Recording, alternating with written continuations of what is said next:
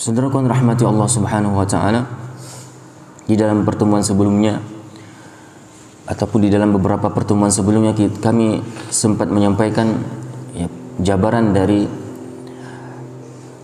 firman Allah Subhanahu wa taala yang terdapat dalam Quran surah Al-Fajr, wal fajri wa layalin ashr wasyaf'i wal watr wal laili idza yasr, di mana sebagaimana telah kita sampaikan sebelumnya, ketika Allah bersumpah demi waktu fajar, jadi fajar yang dimaksud adalah waktu di mana terbitnya fajar shadiq, yang kemudian nanti kaum muslimin diharuskan untuk melaksanakan kewajiban salat fajar itu sendiri, yang dimulai dengan salat sunat 2 rakaat yang dikenal dengan salat sunat fajar. Makanya pembahasan ataupun istilah yang lebih tepat untuk kita sebutkan untuk salat fajar atau salat subuh adalah salat fajar. Untuk salat subuh yang seperti biasa diucapkan oleh setiap kita muslim, itu lebih cocoknya adalah salat fajar. Karena fajar itu memang dia waktu khusus di saat terbit matahari, di saat terbitnya fajar itu sendiri maksud kami.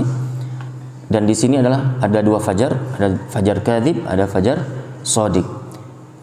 Maka dikenal dengan salat fajar. Sedangkan subuh umum. Pemakaian bahasa Arab dengan kalimat subuh itu umum. Jam 7 pagi itu subuh. Jam 8 pagi juga subuh. Jam 9, 10 masih dianggap subuh, sabahan. Maka waktu subuh itu, salat subuh bisa memang mungkin niatnya, tujuannya untuk salat fajar itu sendiri. Namun dalam pembahasan dari Al-Quran itu sendiri, dari hadis-hadis yang begitu banyak, Rasulullah menyebutkan adalah salat fajar, bukan salat subuh. Itu lebih tepat, ya.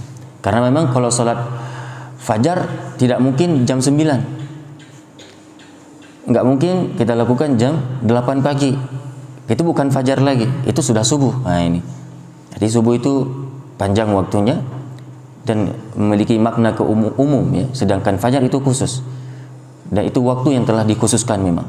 Di saat itulah nanti kita melaksanakan kewajiban salat fajar itu sendiri. Nah, dan fajar yang dimaksud di sini adalah bukan Ustadz Fajar, ya.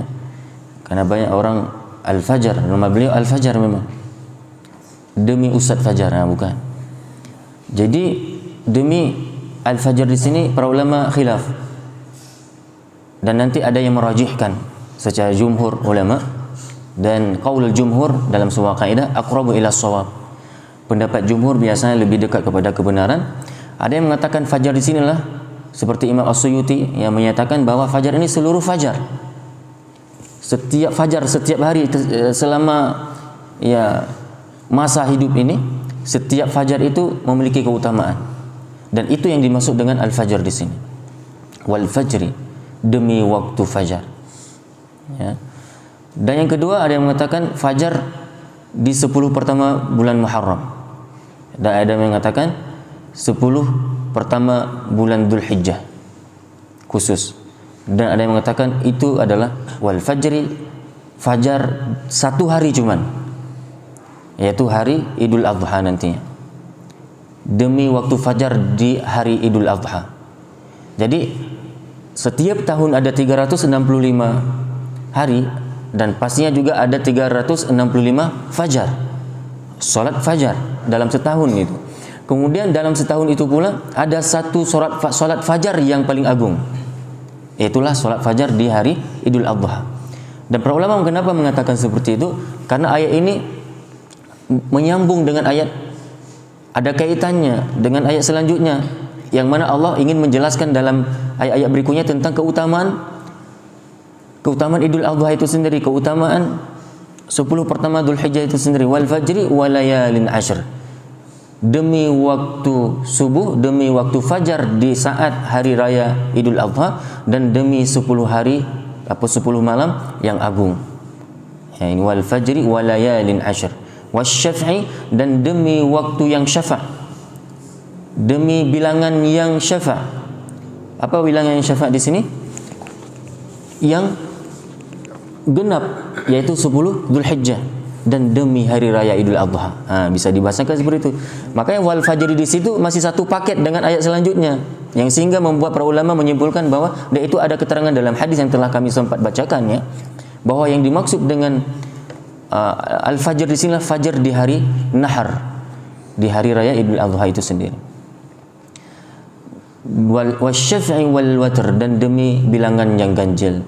Bilangan yang ganjil adalah hari Arafah, 9 Dzulhijjah. Ternyata hari Arafah atau 9 Dzulhijjah itu juga memiliki keutamaan tersendiri yang kita kaum muslimin harus tahu, dan jangan sempat kita lewatkan keutamaan-keutamaan di hari tersebut yang insya Allah bertepatan 9 Dzulhijjah itu besok insya Allah, ya. Jadi kami ingatkan dari awal, jangan sempat kita sia-siakan ini hari, karena hari ini memiliki keagungan, dan orang yang beribadah memperbanyak ibadah di hari tersebut juga memiliki keistimewaan tersendiri. Di samping kita mendapatkan fadilah 9 Dzulhijjah, kita juga mendapatkan 9 Dzulhijjah ini adalah bahagian daripada 10 awal Dzulhijjah itu sendiri. Maka ini berlipat-lipat insyaallah fadilah yang bisa diperoleh oleh kita nantinya dengan kita beribadah di dalamnya. Saudaraku yang dirahmati Allah Subhanahu wa taala, apa yang semestinya setiap kaum muslimin memperbanyak, ya, diperbanyak di saat hari Arafah tersebut ataupun di 9 Dzulhijjah. Maka di antara anjurannya dari hadis Rasulullah sallallahu alaihi wasallam, hadis yang datang dari Imam At-Tirmidzi dengan nomor hadis 3585, dan hadis ini adalah hadis yang berderajat hasan, ya. Rasulullah mengatakan khairud du'a yaumi Arafah. Yang nanti hadis ini juga dinukilkan oleh banyak para ulama dalam kitab-kitab mereka, ya, dengan pembahasan waktu-waktu mustajabah doa.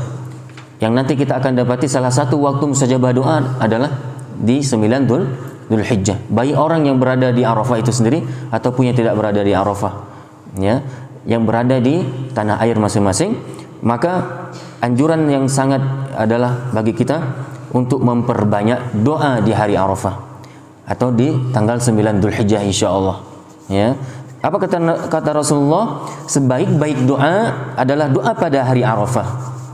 Sebaik-baik doa adalah doa yang dipanjatkan di hari Arafah. Hadis yang diriwayatkan oleh Imam Tirmidzi.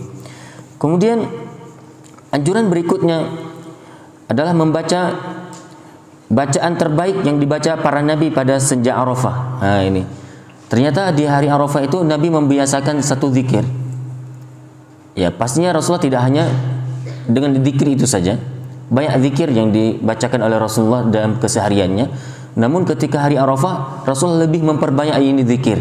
Zikir apa itu? La ilaha illallah wahdahu la syarikalah, lahul mulku wa lahul hamdu wa huwa ala kulli syai'in qadir. Ini adalah doa ataupun zikir yang paling banyak dibaca oleh Rasulullah di hari Arafah.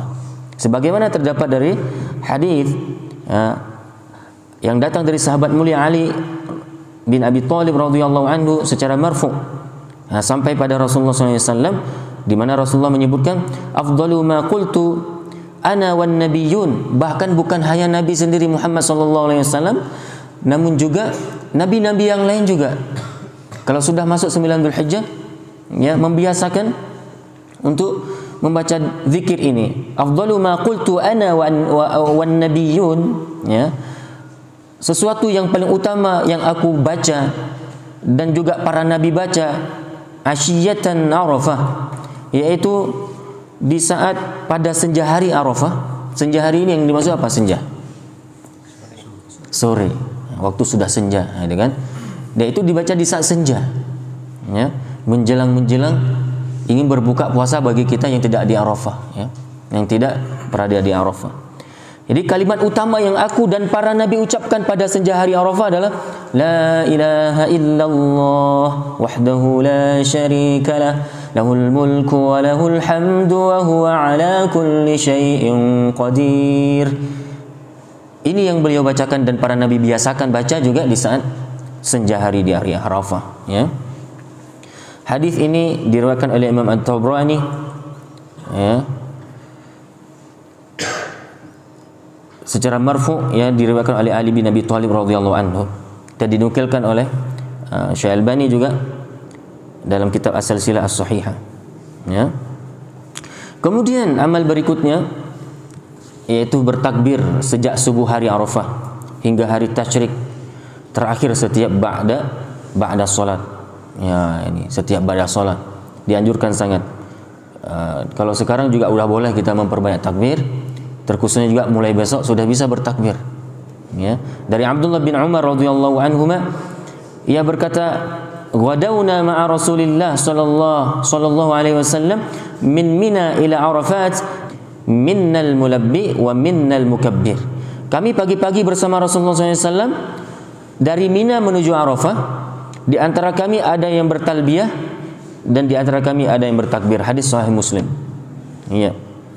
Dengan nomor hadis 1284. Kemudian